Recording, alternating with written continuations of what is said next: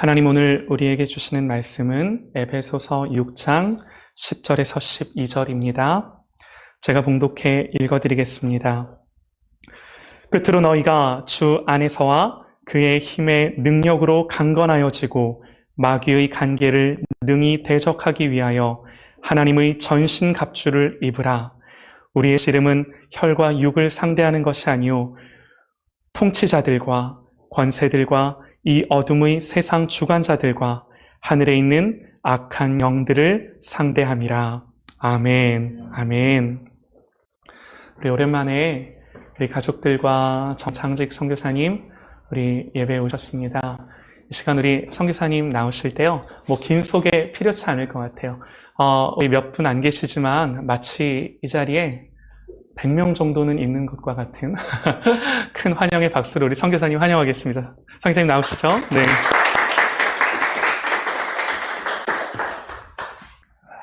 우리 잠깐 기도드리겠습니다. 하나님, 사랑합니다. 아멘. 감사합니다. 아멘. 오늘도 거룩한 성일 저희들을 주님 전으로 모이게 하시고 하나님을 바라보며 하나님을 경배하며 하나님을 영화롭게 하며 우리가 주님 앞에 온전한 하나님의 소유로서 우리의 시간과 우리의 영혼과 우리의 삶을 드릴 수 있도록 축복해 주심을 감사드립니다. 오늘 시간도 성령 하나님께서 이곳에 임재하셔서 우리의 영혼을 흡족한 담비와 같이 촉촉하게 채워주시고 또 여러 가지 어려운 삶의 정황 가운데서도 새로운 용기와 힘과 담대함을 얻을 수 있도록 은혜 베풀어 주심을 감사드립니다. 부족한 종이 주님의 귀한 말씀을 들고 섰사오니 성령 하나님께서 종의 입술을 강하게 붙들어 주시고 주님의 말씀을 전할 때 예수 그리스도가 보이게 하시고 예수의 생명이 보이게 하시고 예수님의 구원과 천국이 보여지는 귀한 시간이 되게 하여 주시옵소서. 감사드리며 예수님 이름으로 기도드리옵나이다. 아멘. 할렐루야. 우리 신 목사님께서 목사님 설교 한 번 더 해주시죠. 그때 저는 참 기뻤습니다. 여러분, 목사가 제일 좋을 때가 언제입니까? 설교해 주세요. 오셔서 기도 한번 해주세요. 이게 목사를 위한 최고의 대접입니다. 그래서 저는 누가 좋냐 하면은 저한테 설교해 주라고 하는 사람이 제일 좋습니다. 또 저한테 와서 성경 공부 좀 시켜주세요 하는 사람이 좋고요. 저한테 목사님 오셔서 기도 한번 해주세요. 나는 이런 사람들이 제일 좋습니다. 그것이 우리 목사들을 대접하는 가장 큰 대접이요. 또 인정하는, 목사를 하나님의 종으로 인정하는 가장 큰 인정이라는 생각이 듭니다. 그런데 설교를 준비하다가 무슨 설교를 할까 생각해 보니까 영적 싸움에 대해서 이 시대에 오늘날 우리 한국교회에 가장 필요한 부분을 한번 설교했으면 좋겠다 싶어서 영적 싸움에 대해서 설교를 하려고 준비를 했어요. 근데 준비하다 보니까 페이지 수가 막 13페이지, 14페이지 계속 넘어가는 거예요. 그래서 이 많은 분량을 오늘 하루 다 설교할 수도 없고 또 이걸 간추려서 대략 설교하다 보면 이건 강의식으로 이런 것입니다 라고 설명해주고 지나는 것 같고, 그래서 고민이 돼가지고 목사님께 아침에 와서 목사님 큰일 났어요. 설교 준비하다 보니까 13페이지가 넘었는데 어떻게 해요? 그러니까 목사님 다 해도 됩니다. 근데 다 하면은 저는 좋은데 이제 앉아 계신 분들도 힘들고 또 인터넷으로 영상으로 예배 드리신 분들이 얼마나 겁을 먹으시겠어요. 그래서 목사님, 제 생각에는 목사님이 허락하시면 시리즈로 좀 나누어서 했으면 좋겠습니다. 목사님이 허락해 주셨어요. 그래서 오늘은 겁먹지 마시고 그냥 시간이 될 때까지만 하다가 멈추도록 하겠습니다. 기왕 이제 시간이 좀 이렇게 충분하니까 간증 하나만 하고 넘어가겠습니다. 제가 왜 이 영적 싸움을 해야 되느냐. 되게 영적 전투, 영적 전쟁 이렇게 표현하는데 제가 영적 전투, 영적 싸움이라고 하는, 전쟁이라고 하는 표현을 쓰지 아니하고 영적 싸움 이런 표현을 쓰는 데는 분명한 의도가 있습니다. 예, 뭐 표현이야 어떻게 하든 상관이 없으니까.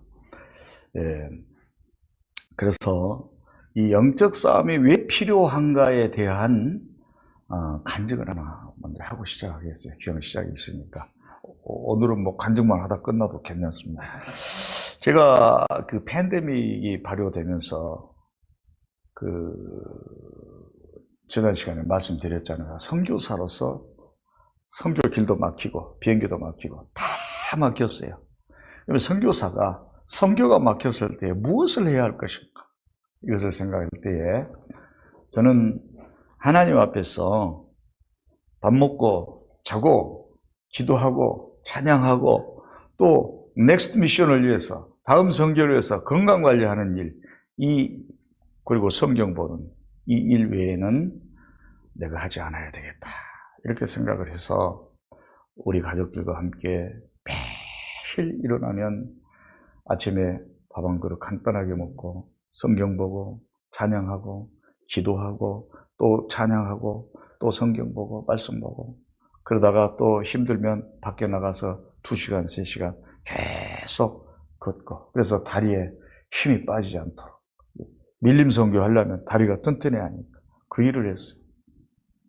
그런데 그 일을 한 5개월쯤 했을 즈음에 제가 어느 날 잠을 자면서 꿈을 꾸는데 깜짝 놀랐습니다. 지금 저쪽에 앉아있는 제 큰아이가 이 바누아투와 같은 그런 해변에서 같이 있는데 배를 이렇게 묶어놨어요, 해변에.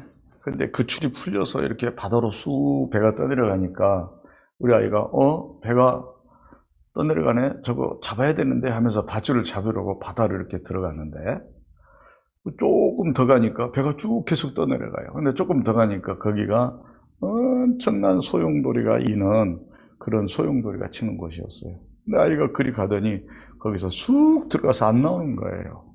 그래서 제가 제 옆에 있는 원주민 같은 그 친구는 바다에 대해서 아주 베테랑입니다. 그런 친구가 옆에 그 꿈속에서도 한 명이 있어서 그냥 물어봤습니다. 아니, 우리 아이가 안 나오네? 어떻게 해요? 그러니까 서간평을 지으면서 죄송합니다. 저 소용돌이는 한번 들어가면 못 나오는 곳입니다. 저한테 그러는 거예요. 제가 그 꿈을 꾸고 자다가 깜짝 놀랐습니다. 깜짝 놀라서 일어났고 그 다음날 날이 새자 밤새 잠을 못 이루고 날이 새자 제 아이에게 카카오톡으로 보이스톡을 했어요. 아들아, 아빠가 이러이러한 꿈을 꿨는데 너 영적으로 탁 깨어서 기도해야 되겠다 하고 또 우리 아내와 딸에게도 이야기를 하면서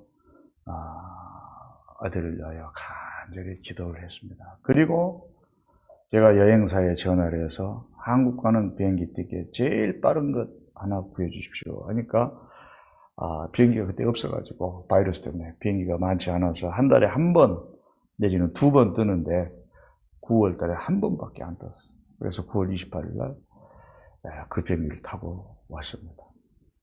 이제 와서 제 아이하고 같이 이렇게 있는데 제 아이가 많이 살이 이렇게 찐 것 같아요. 그래서 그 어머니가 해주는 밥을 먹죠. 10년 동안 밥을 못 먹고 그렇게 사서 먹었잖아요. 그러다 보니까 이게 몸이 비만해지고 안 좋구나 이런 생각을 하면서 제가 이제 밥을 좀 해서 챙겨주기도 하고 하는데 하루는 이 식사를 준비하면서 아이에게 아들아 와서 양파 좀 까라. 내가 양파를 깠어요. 근데 양파를 까는데 이렇게 돌리는데 이쪽 턱이 이렇게 부어가지고 있는 게 보여요. 그래서 야 이거 뭐니? 하고 이렇게 만져보니까 아빠 이거 그렇지 않아도 2월 달에, 그러니까 작년 말입니다. 작년 2월 달에 내가 집 앞에 있는 종합병원에 가서 그걸 검사를 했는데 의사 선생님이 하는 말이 임파선이 부었다고. CT까지 찍어봤는데요. 임파선이 부었다고 그래요. 그래서 너무 피로하고 너무 과로하니까 조금 쉬면, 약 좀 먹고 조금 쉬면 좋아질 것이라고. 그렇게 해서 제가 약은 먹기 위해서 약은 안 먹고 열심히 쉬려고 노력하고 있다고 그래요. 그래, 한번 보자 하고 만져보니까 이거 부은 게 아니에요. 이제 저 친구는 의사가 CT 사진까지 찍고 나서 내린 의사의 소견이기 때문에 당연히 의사를 믿을 수밖에 없죠. 그런데 저는 만져보니까 이거는 부은 게 아니에요. 분명히 속에 어떤 혹이 있는 거예요. 혹 같은 게. 그래서 아니다, 이건 부은 게 아니다, 혹이다, 종양이다, 당장 병원을 가야겠다 하고 그때 당시에 이제 병원을 예약을 했습니다. 근데 요즘 병원이 뭐 예약한다고 해서 바로 가는 게 아닙니다. 밀려가지고 뭐 2주, 3주, 유명한 병원은 한 달씩 이렇게 기다려야 합니다. 그래서 기다려가지고 이제 어느 병원을 갔어요. 가서 의사 선생님이 보더니 종양입니다. 보자마자 종양입니다. 그러는 거예요. 근데 이게 악성인지 양성인지, 양성은 단순한 혹이고 악성은 암이죠. 조직 검사를 해봐야 합니다. 제가 그 말을 듣고 그러면서 조직 검사를 하는데 그것도 당장 하는 게 아니에요. 또 날짜 잡아서 또 검사 결과가 나오는 데만 15일. 그러니까 이걸 제가 발견하고 우연히 고개 이렇게 돌리는데 이걸 발견하고 나서 그 후로부터 한 달 반이 넘는 후에야 수술에 들어갔어요. 바로 하지는 못하고요. 여러분 생각해 보세요.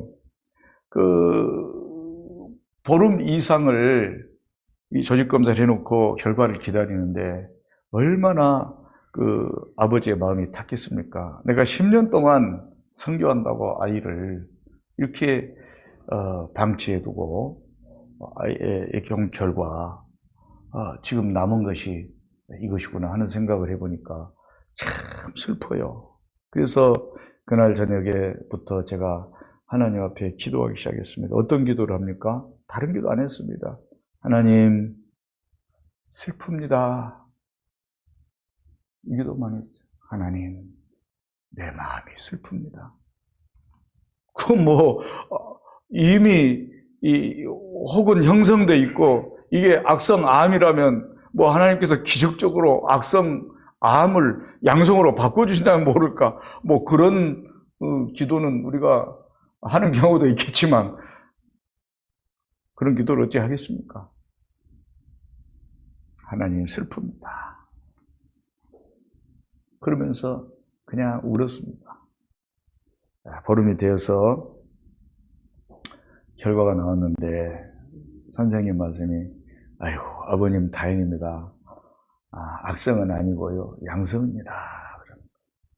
이제 또 수술 날짜를 잡네요. 근데 이게 수술해야 되는데요. 지금 너무 커서 너무나 오랫동안 이걸 키워서 수술할 때에 자칫 잘못하면 신경을 절단하게 됩니다. 그래서 입으로 가는 신경을 절단하면 이제 여기 입술이 마비돼서 그 중풍 앓으신 분들처럼 여기 입술이 축 처질 수도 있고요. 눈으로 가는 신경을 절단하면 눈이 이렇게 처질 수도 있습니다. 그리고 혹이 여기가 있는데 여러분 이 턱선 이쪽으로 가는 턱선하고 위에서 내려오는 턱선하고 만나는 지점이 있죠. 딱 그 부분에가 종양이 생겼어요. 네. 근데 여기를 절단을 하면 나중에 큰 흉이 지니까 여기를 절단을 하지 않고 여기 뒤에서부터 이렇게 해가지고 귀로 이렇게 올라가서 이렇게 여기를 절단해가지고 이렇게 터널처럼 이렇게 들쳐서 수술을 한다는 거예요. 그러니 얼마나 더 가슴이 제가 조였겠어요. 그래서 계속 기도했습니다. 수술 당일날 선생님이 저 친구하고 서약서를 씁니다.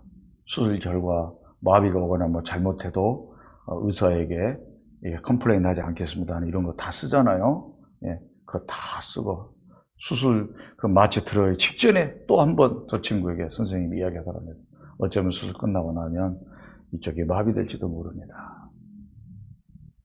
그래서 제가 보통 사람들 수술이 3시간 걸리는데 우리 아이는 3시간 반에서 4시간 가깝게 걸려서 나오더라고요. 그 3시간 동안 제 아내에게, 딸에게, 제 가족들에게 쭉 전화해서 지금 기도 좀 해주십시오 하고, 저도 그 병실 앞에서 꼼짝 않고 3시간 반 동안 계속 기도했습니다. 저는 그때 그 기도를 하고 나서, 그런데 그 결과가 중요하죠. 이따가 예배 끝나면 한번 이쪽에 얼마나 많이 절단했는가 한번 보세요. 여기가 제가 볼 때는 한 15cm 정도 된 것 같아요. 다 이렇게. 근데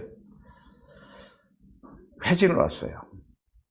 선생님이, 저 성화 씨 참 다행이라고 그러면서, 대개의 경우에 이렇게 수술을 하면 한두 군데 마비는 꼭 오는데 성화 씨는 마비가 한 군데도 안 왔다는 거예요.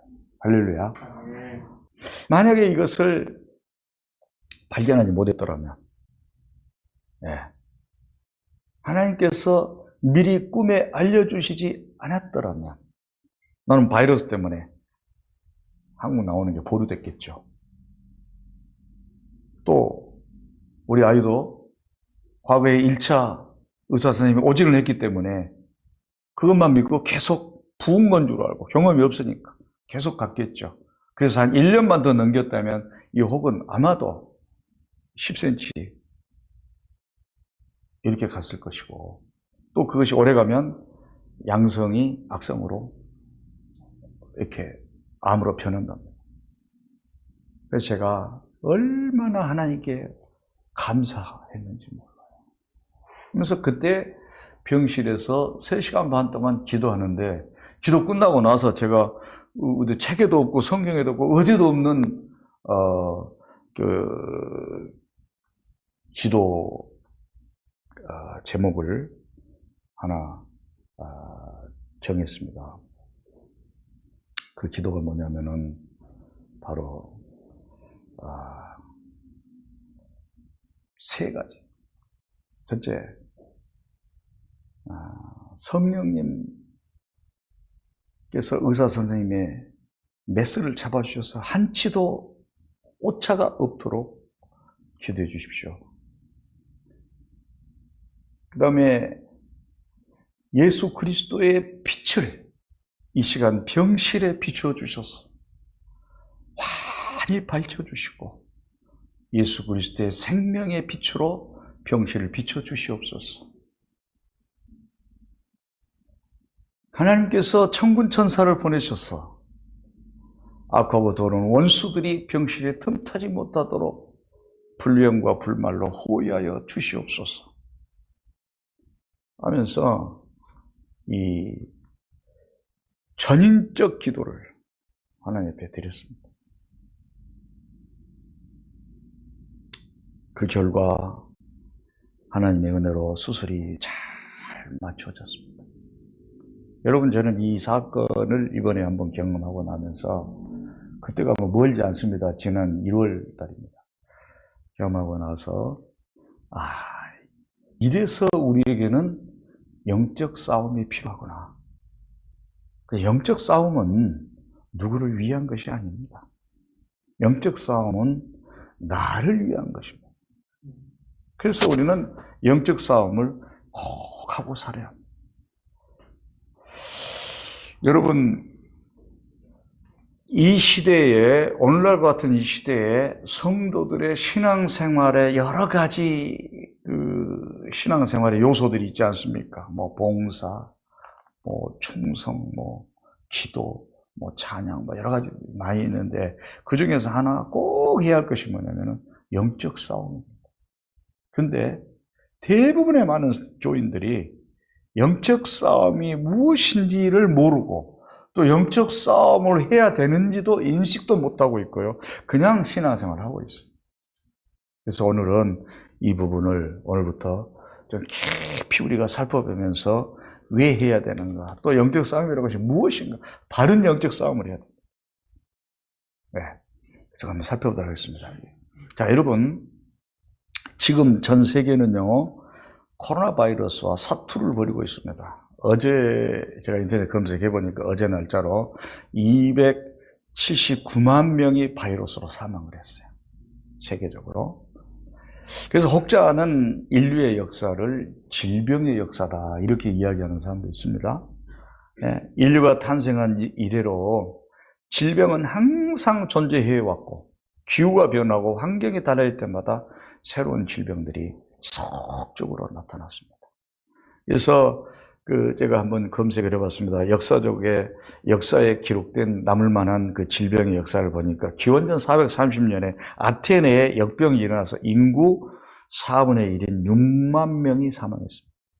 6세기 중엽 로마에 패스트가 퍼져서 40%인 30여만 명이 사망했습니다. 14세기에 패스트로 유럽 인구의 3분의 1이 사망했습니다. 16세기에 남미의 잉카 제국은 스페인 군대에 의해서 멸망을 했는데요.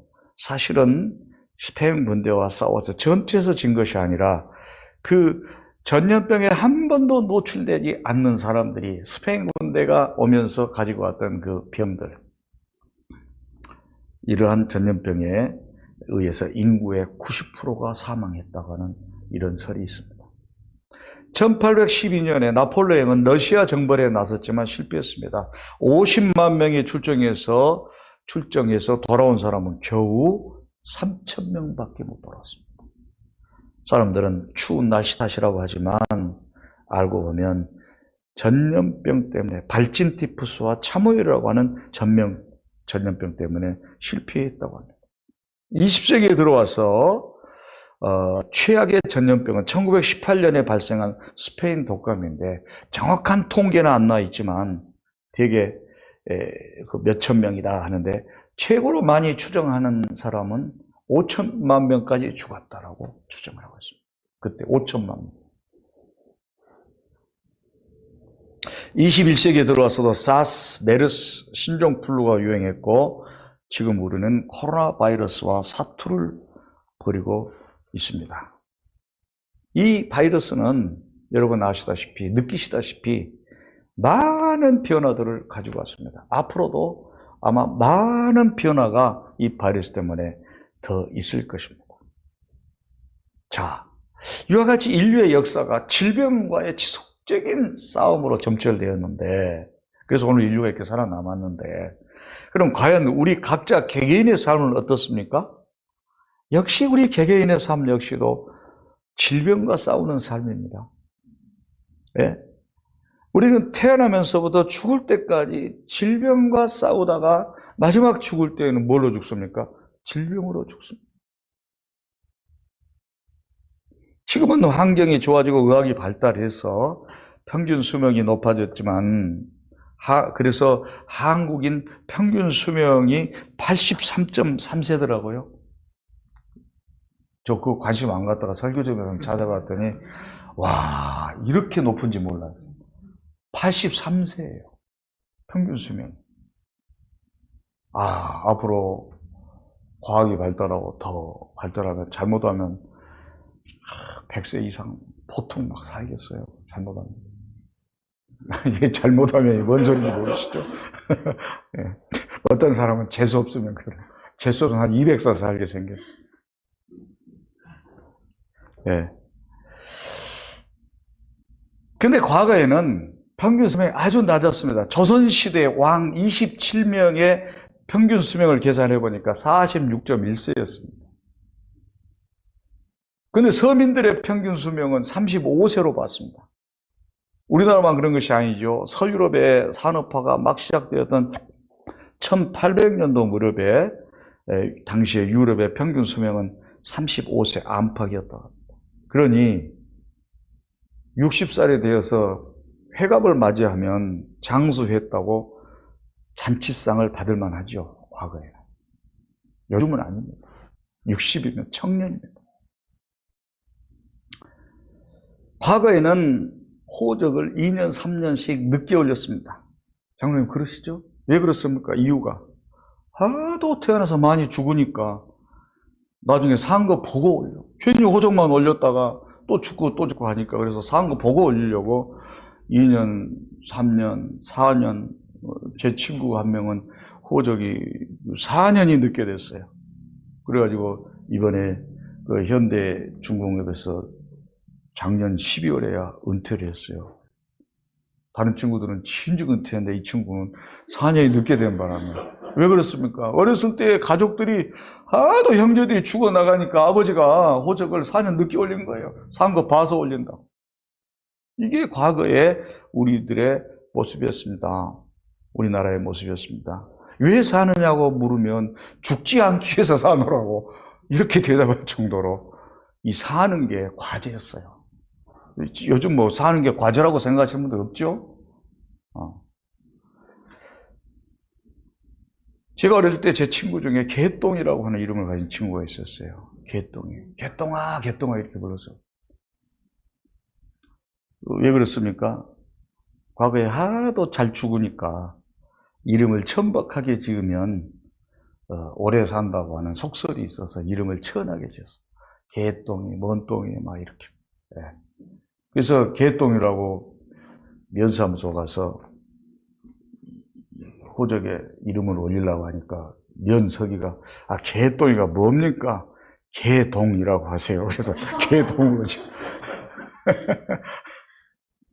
아무튼 여러분, 우리 인생은요, 알고 보면 태어나면서부터 죽을 때까지 살기 위해서 질병과 싸우는 삶입니다.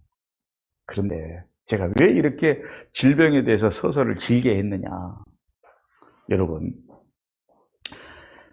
우리 신앙생활하는 하나님의 자녀들에게는 이 육신의 질병과 싸우는 그것에 비교할 수 없는 치열한 전투가 이루어지는데, 전쟁이 이루어지는데, 그게 바로 영적 질병과의 싸움이라는 싸움.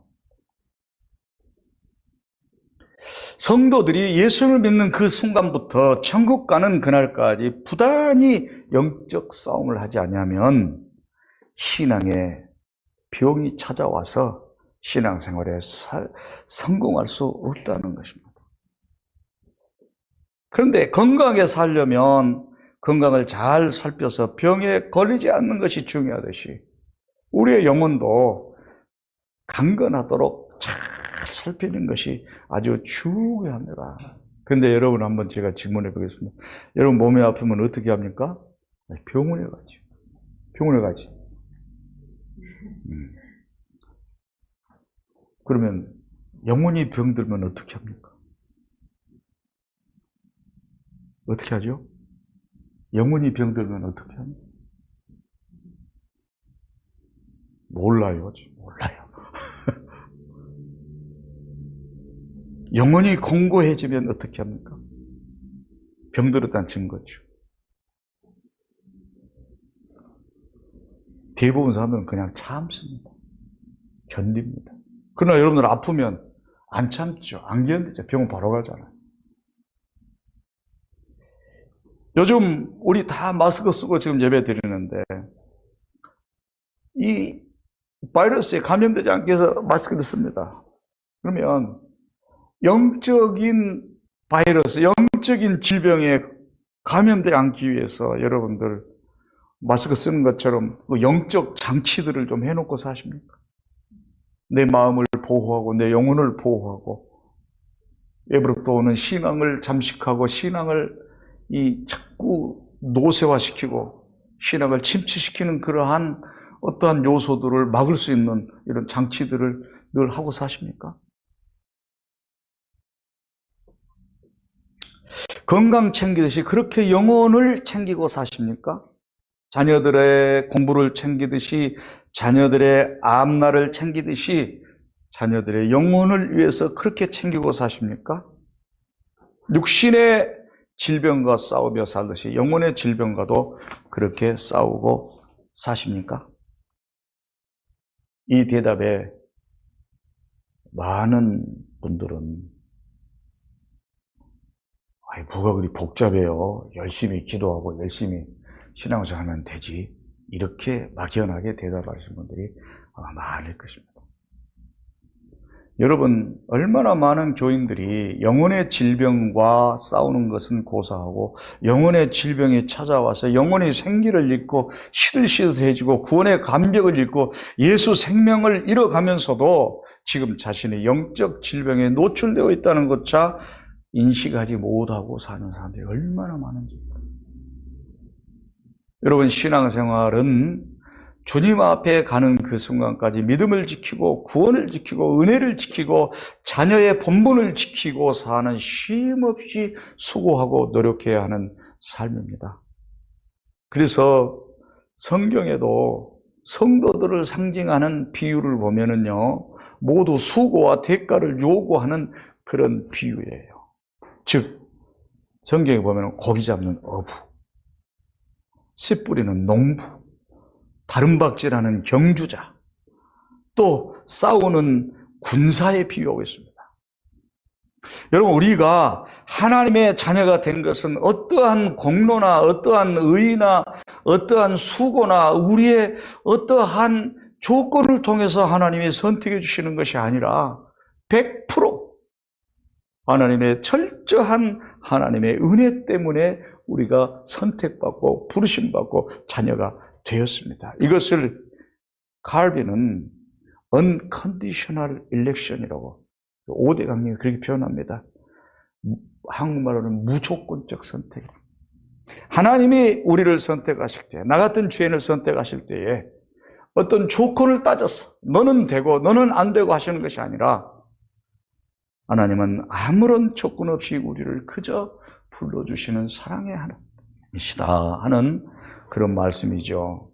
그러나 우리가 이렇게 아무런 조건 없이 하나님의 자녀로 선택을 받았지만 선택받은 이후의 성도의 삶은 어부가 세찬 파도를 쌓으며 그물을 던져 고기를 잡는 수고를 하는 것처럼, 농부가 씨를 뿌리고 가꾸고 수확하는 수고를 하는 것처럼, 다름박질하는 경주자가 얽매기 쉬운 죄를 버리고 인내로서 경주하는 것처럼, 싸우는 병사가 자기 생활에 매이지 않고 자기를 모집한 자를 기쁘게 하기 위하여 복종하고 싸우는 것처럼 수고하고 인내하고 몸부림치고 자기 자신을 쳐서 복종시키며 싸우는 삶이 되어야 합니다. 여러분, 우리는 하나님의 선택과 선택받은 이후의 삶을 자꾸 착각해요.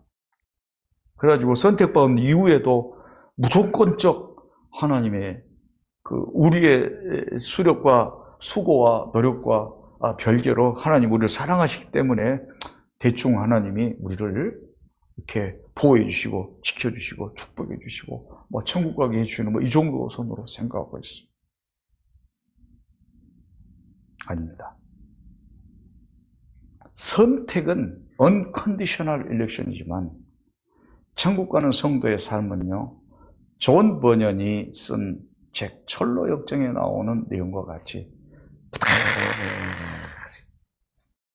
침노하는 삶, 천국을 향하여 침노에 들어가는 삶, 전투하는 삶, 싸우는 삶. 이것이 안 되면 이 신앙생활은 성공할 수가 없습니다. 이러한 말씀들이 성경에는 무수히 많이 기록되어 있습니다. 다 열거할 수 없을 정도로. 특별히 오늘 본문 에베소 6장 12절에 보니까 이러한 성도들의 몸부림치는 신앙생활을 씨름이라고 하는 그 경기에 비유를 했어요. 씨름. 우리의 씨름은 혈과 육을 상대하는 것이 아니요 통치자들과 권세들과 이 어두움 세상 주관자들과 하늘에 있는 악의 영들을 상대함이라. 씨름, 신앙생활을, 이 영적 싸움을 씨름에 비유했어요. 이 킹 제임스 버전에 보니까, 영어 성경에 보니까 이 씨름이라고 할 단어를 wrestle 이렇게 표현해요. wrestle. 여러분 레슬 아시죠? 레슬이 뭐냐? 레슬링은 알지? 레슬링이 레슬이에요. 이게 싸움하는 거, 잡고. 이 레슬링은 우리나라가 메달을 따는 효자 종목, 올림픽에서 메달을 효자 종목 중에 하나죠. 레슬링 경기를 할 때는 두 사람이 서로 엉겨 붙어서 엎치락 뒤치락 하면서 상대방을 잡고 흔들고 던지고 막 조이고 하면서 이렇게 승자를 가릅니다. 마찬가지로 신앙생활도 정사와 권세와 어둠의 영들과 엎치락 뒤치락 하면서 잡고 엉겨붙어서 잡고 던지고, 부단히 어둠의 영들은 우리를 하나님의 자녀의 지위에서 박탈하려고 우리를 공격하는, 수없이 공격하는 그 공격 속에서 우리는 그것을 구원을 방어하고 은혜를 방어하고 하나님의 사랑을 방어하기 위하여 몸부림치며 엉켜서 싸우는 삶이 이 신앙생활이라는 거. 그래서 우리의 씨름이라고 표현했어요.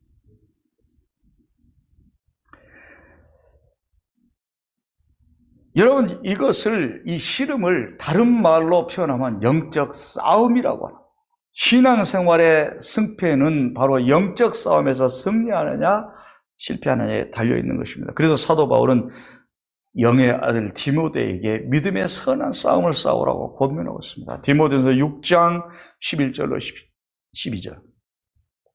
오직 너 하나님의 사람아, 이것들을 피하고 의와 경건과 믿음과 사랑과 인내와 온유를 따르며 믿음의 선한 싸움을 싸우라. 믿음에 이게 씨름을 하라는 거예요. 믿음의 싸움을 싸우라. 왜 씨름을 해야 합니까? 한 영혼이 하나님을 믿어서 천국 가게 되면 그때부터 악한 마귀들은 이제 공격을 하기 시작합니다. 목적이 뭐예요? 천국 못 가. 구원받지 못하게. 그래서 영적 선한 싸움을 싸워야 된다는 거예요. 디모데후서 4장 7절에 나는 선한 싸움을 싸우고 나의 달려갈 길을 마치고 믿음을 지켰으니 이제는 나를 위하여 의의 면류관이 예비되어 있노라. 이렇게 고백하고 있어요. 여러분, 사도 바울은 많은 성도들에게 영적 싸움을 싸우라고 권면하면서도 자기 자신도 역시 영적 싸움을 게을리하지 않고 평생을 영적 싸움을 싸우는 삶을 살았다라고 고백하고 있어요. 나는 선한 싸움을 싸우고 나의 달려갈 길을 마치고 믿음을 지켰으니 선한 싸움을 싸웠다. 근데 영어 성경을 보면, 영어 성경을 보면 우리 한글 성경보다 좀 재밌다. 영어 성경의 표를 보니까요. I have fought. have fought가 뭐냐? 현재 완료예요. 뭐 영어 시간은 아니지만 이게 꼭 중요해서 말씀드려요. 제가 영어를 잘해서가 아니고. I have fought the good fight. 선한 싸움을 싸웠다. 현재 완료로 표현하고 있어요. I have finished the race. 나는 그 경주를 마쳤다. 이것도 완료. 과거가 아니라 현재 완료로. I have kept the faith. 나는 믿음을 지켰다. 그러면 저기 영어 선생님이 계셔. 저 영어 잘 못해요. 물어봤어요. 선생님. 과거하고 현재 완료하고 뭐가 다릅니까? 이렇게 대답을 해요. 과거와 현재 완료의 차이점은 뭐냐?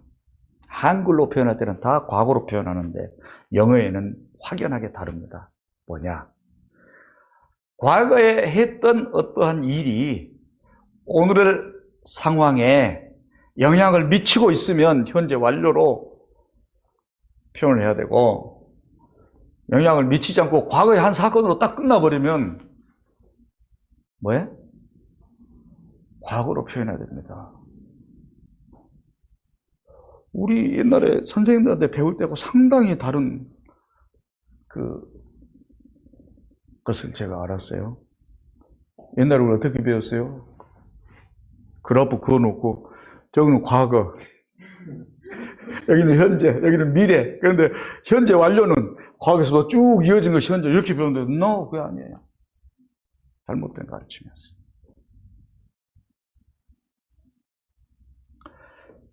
과거에 내가 영적 싸움을 했던 그 싸움이 또 과거에 다른 방식으로 했던 그 경주가 또 과거에 믿음을 지켰던 그 믿음이 오늘 나에게 어떤 영향을 미치고 있느냐? 영향을 미치고 있으면 현재 완료고, 안 미치고 있으면 과거에 나 영적 싸움을 싸웠었다, 하나의 사건으로 딱 끝나고, 그리고 지금은 그러면 몰라, 그때 그냥 싸웠어, 이러면 과거예요. 그런데 그것이 지금까지 지속적으로 나에게 영향을 미치고 있어요. 오늘 성경에는 무슨 영향을 미치고 있어요? 사도 바울이 영적 싸움을 싸우고 또 믿음의 경주를 마치고, 만약에 현재 완료가 과거부터 지금까지 계속 지속된 상태라면 I have finished the race, 그러면 경주를 계속 지금 끝낸 상태예요? 그거 아니잖아요. 네. 그래서 그게 맞아요. 뭐 어느 딱 끝난 시점이 있는 것이지, 끝난 것이 뭐 몇 년 동안 계속 경주가 끝납니까? 이건 아니잖아요. 그래서 사도 바울에게 현재 그 영적 싸움을 싸우고 그 경주를 마치고 또 믿음을 지킨 그것이 어떠한 영향력을 지금 미치고 있느냐? 그건 뭐냐? 그 다음 기제가 나오잖아요. 이제 후로는 나를 위하여 의의 면류관이 예배되어 있노라. 과거에 싸우고 경주하고 믿음을 지킨 그것 때문에 사도 바울은 지금 의의 면류관을 하나님께 받고 있는 거예요. 싸웠던 사건이 하나의 사건으로 끝나버린다면 의의 면류관이 예배되어 있지 않겠죠. 이거 아주 중요한 것입니다. 영적 싸움에 있어서.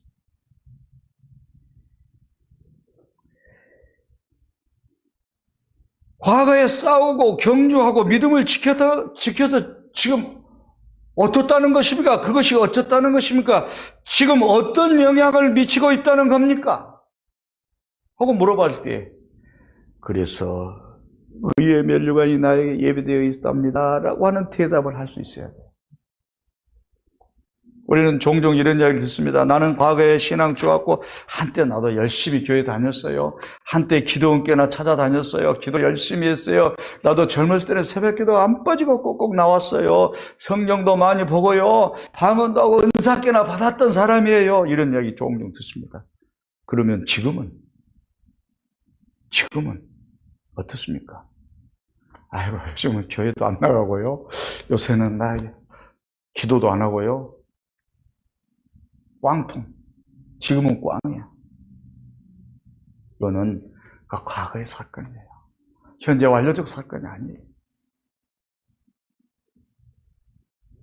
여러분, 어떻습니까? 바이러스가 오기 전에 예배도 열심히 드렸는데,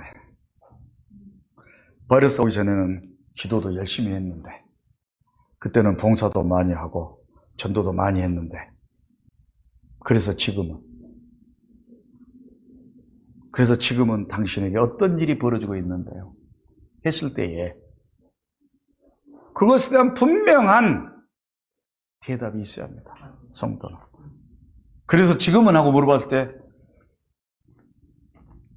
쉬고 있어요? 예배도 못 드리고 기도도 안 하고 뭐 바이러스 때문에 아무것도 못 하고 있어요? 이런다면 과거에 신앙생활을 했던 것은 과거의 사건에 지나요. 그것이 천국까지 이어질지, 주님 앞에 서는 그날까지 이어질지, 그것은 다시 회심하고 다시 회복해서 주님 앞에 다시 믿음의 신앙싸움을 싸우며 나간다면 가능할까? 그렇지 않는다면 누구도 장담할 수 없죠. 여러분,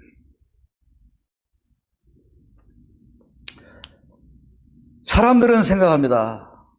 바이러스가 오기 전에는 기도 많이 했고, 바이러스가 오기 전에는 그 신앙생활도 열심히 했는데 바이러스 때문에 신앙생활을 안 한 것으로 착각하고 있습니다. 그것 때문에 신앙이 침체된 걸로 착각하고 있습니다. 그러나 실상은 그것이 아니, 바이러스 때문이 아닙니다. 사도 바울은 영적 싸움을 평생을 싸웠던 사람이었고, 그 영적 싸움 자체가 신앙의 경주였고, 그것이 믿음을 지키는 것이었고, 그래서 결국 그는 싸움의 결과 의의 면류관을 나는 예비받았다라고 주님 앞에 가서 상급받을 일만 남았다라고 고백하고 있는데, 여러분, 우리는 어떻습니까? 예수님께서도 공생의 기간 내내 영적 싸움을 싸우셨습니다. 그래서 서신서에 보면은 영적 싸움을 싸우셨죠. 그래서 수십 많은 영적 싸움에 대한 기사들이 사복음서에 나오고, 또 서신서에도 보면은 영적 싸움을 싸울 것을 권면하는 말씀들이 많이 나와 있습니다. 고린도서 10장 3절에 우리가 육신으로 행하나 육신에 따라 싸우지 않으니 우리의 싸우는 무기는 육신에 속한 것이 아니요 어떤 견고한 진도 무너뜨리는 하나님의 능력이라 하면서 쭉 영적 싸움을 싸운다는. 또 빌립보 교회에 보내는 편지에서도요, 빌립보서 1장 3절에 너희에게도 그와 같은 싸움이 있으니, 신앙생활을 싸움으로 표현해요. 야고보서 4장 7절에 그런 즉 너희는 하나님께 복종할지어다 마귀를 대적하라. 대적하라. 마귀와 싸우라는 거예요. 베드로서에도 5장 8절 9절에 근신하라 깨어라 너희 대적 마귀가 우는 사자같이 두루다니며 참길 자를 찾나니 하면서 영적 싸움할 것을 권면하고 있습니다. 여러분, 방금 말씀드린 것처럼 바이러스 때문에 신학이 침체되었다고 하고, 바이러스 때문에 기도가 죽었다고 하고, 바이러스 때문에 교인들 숫자가 떨어졌다고 하고요, 바이러스 때문에 교회가 침체되었다고 하고, 바이러스 때문에 뭐가 어떻다고 얘기하는데 그건 잘못된 생각입니다. 아닙니다. 절대 아닙니다. 그것은 우리가 주님 앞에 섰을 때 주님으로부터 조금도 인정받지 못할 핑계에 불과합니다. 바이러스 때문이 아닙니다. 한국교회와 성도들이 복음의 본질에 서 있지 못했기 때문이고, 그렇기 때문에 어떠한 어려움이 고난이 왔을 때 팍 주저앉아버려요.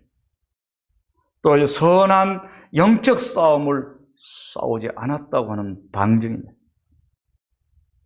로마서 8장 35절 이하에 보면은 누가 우리를 그리스도의 사랑에서 끊으리요?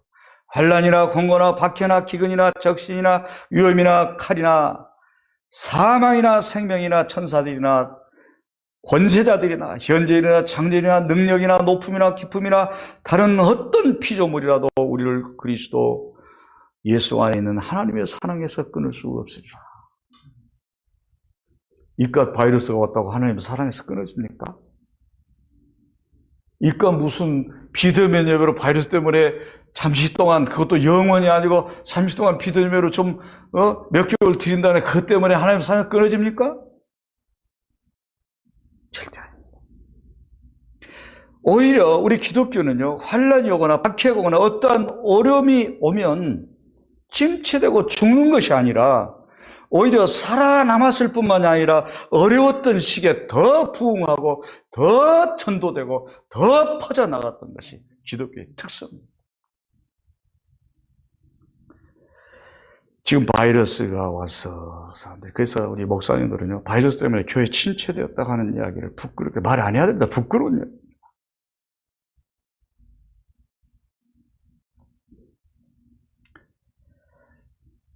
바이러스가 만연하고 어려움을 당하고 있는 이때에 오히려 기도가 살아나고, 오히려 하나님 앞에 더 엎드리고 골방에서 더 하나님 앞에 무릎 꿇는 그러한 계기가 되는 것이 정상입니다. 침체되었다고 하는 것은 그만큼 우리 한국교회가 비정상적 궤도를 달려왔다고 하는 증거입니다. 지금 바이러스가 만연하고 어려움을 당하고 있는 이때 우리에게 건전한 신앙적 사고가 필요합니다. 패배적 의식에서 벗어나야 합니다. 하나님의 뜻을 바르게 알아야 합니다. 이 기회를 자기를 성찰하는 기회로 삼아야 합니다. 잃어버렸던 영적 싸움을 다시 싸우는 기회로 삼아야 합니다. 잃어버렸던 복음의 본질과 예수의 생명과 천국과 구원을 다시 회복하는 계기가 돼야 합니다. 여러분, 이것이 바이러스 시대에 살아남을 수 있는 유일한 사고의 전환이에요. 이 사고적 전환이 안 되고요, 자꾸 무슨 이것을 하나의 외부적 환경, 어떤 정치적으로 풀거나 이거를 자꾸 어떤 상황적으로 이 아전 인식적으로 해석해서 이렇게 하면은요, 다 죽습니다. 그래서 영적 싸움에서 승리하기 위해서는 우리는 어떻게 할 것인지, 그러기 위해서는 먼저 영적 싸움이 무엇인지를 잘 알아야 합니다. 영적 싸움을 흔히 여러분 별로 영적 싸움 이런 얘기 안 들어봤죠? 영적 전쟁, 전투 이렇게 많이 들어봤죠. 근데 저는 영적 전투나 영적 전쟁이라는 표현보다는 영적 싸움이라고 하는 이 표현을 하는 것이 더 좋다라고 생각합니다. 어차피 전쟁이나 전투나 싸우는 것은 다 똑같은 말인데, 왜냐하면 영적 전쟁하면은 사람들이 엄청나고 너무 거대하게 생각합니다. 예. 그 영적 전쟁은 구속사적 영역에 속한 것이고, 전 인류적 영역에 속한 것이고, 국가적인 영역에 속한 것을 이렇게 생각을 합니다. 영적 싸움을. 영적 전투, 영적 전쟁 이렇게 표현을 하면은, 계시록에 나오는 아마겟돈 전쟁 이런 것처럼. 성도 한 사람 한 사람 각 개개인의 신앙생활의 여정에서 일어나는 자신의 구원을 위한 영적 싸움.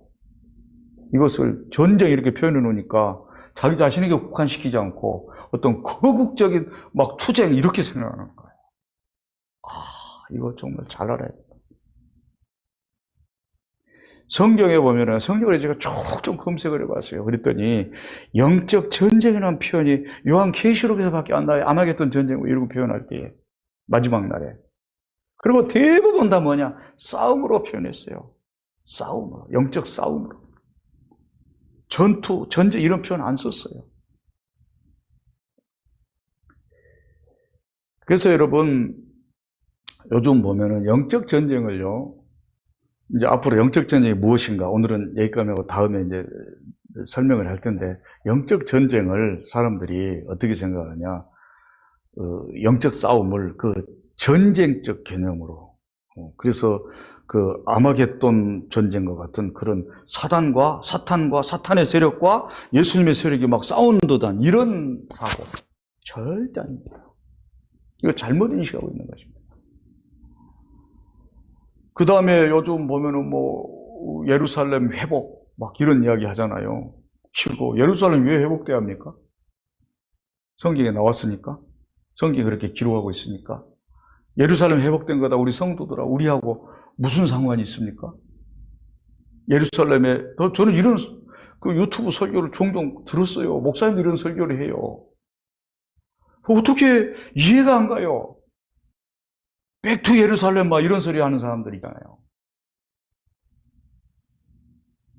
예수 그리스도께서 십자가에 못 박혀 죽으심으로 우리는 율법에서 승리했고, 이제 아무 조건 없이 하나님의 자녀가 되는 놀라운 하나님의 축복과 은혜를 받았는데, 다시 예루살렘 성전이 회복돼서 다시 옛날에 제사 시대로 다시 돌아가자는 겁니까? 다시 제사 드려야 됩니까? 그러면 이제 우리 그동안에 예수 그리스도를 믿음으로 구원받은 하나님의 사람들은 다 이제 어떻게 되는 거예요? 제사가 회복되어서 다시 제사를 지낸다면.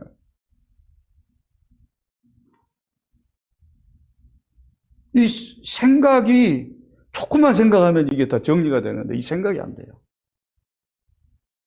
이 부분에 대해서는 따로 언제 한번 시간이 되면 따로 한 시간 하면 참 좋을 것 같은데, 오늘은 거기까지만 말씀을 드리고요. 아무튼 이 영적 싸움이라고 하는 것은요, 성경에 보면은요, 구속사적 전쟁은 예수님께서 하셨어. 그래서 십자가에 달리심으로, 나중에 말씀드렸습니다만 십자가에서 최악의 전투를 예수님께서 하셨어요. 그래서 죽으시고 사흘 만에 부활하셔서 그 영적, 구속사적 영적 전쟁에서는 승리하셨어요. 우리들은 뭐냐?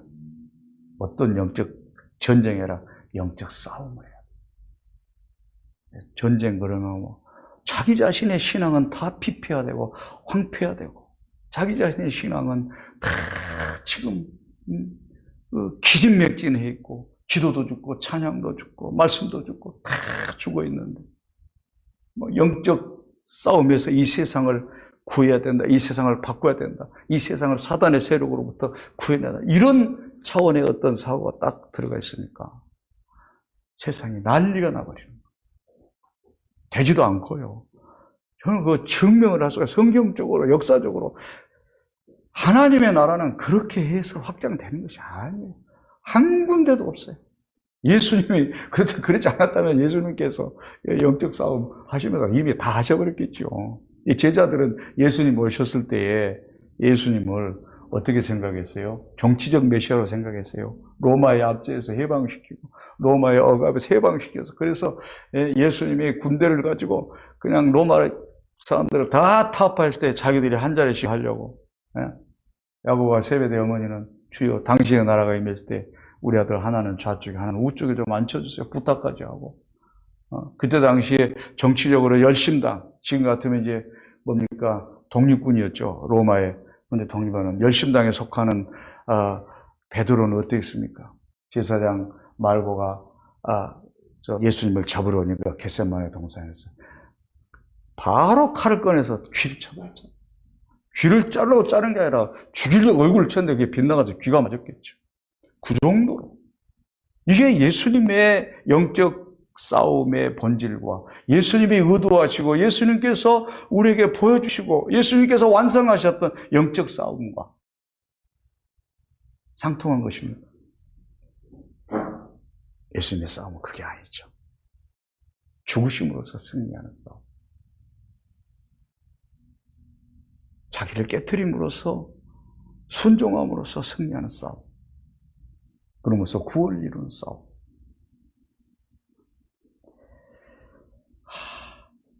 여러분, 우리는요, 어찌됐든 영적 싸움을 잘 해야 합니다. 그래서 우리들이 살아남아야 합니다. 언젠가는 바이러스도 극복될 것입니다.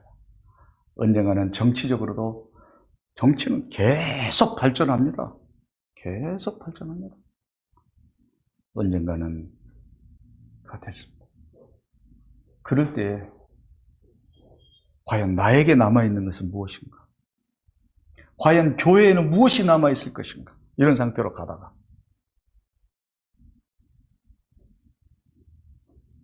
바이러스도 극복되고 정치도 발전했는데 정작 중요한 나 자신, 정작 중요한 교회는 무엇을 얻을 것인가? 생각해 보셨어요?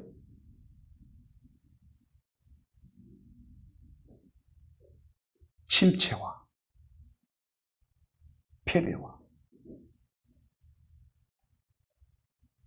상실과 정말 이 기독교의 퇴락만 남아있을 수밖에 없다.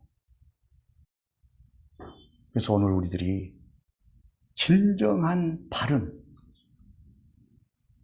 우리가 살 수 있는 영적 싸움, 교회가 회복될 수 있는 영적 싸움, 진정으로 하나님의 나라가 회복되고 하나님의 나라가 번성할 수 있는 영적, 바른 영적 싸움을 우리가 해야 됩니다. 이것이 오늘날 이 한국교회와 세계교회, 우리 모두에게, 성도들에게 필요한 영적 싸움입니다. 그래서 다음 주에는 영적 싸움이 도대체 무엇인가 하나씩 구체적으로 살펴보면서 은혜 받도록 하겠습니다. 한번 기도하겠습니다.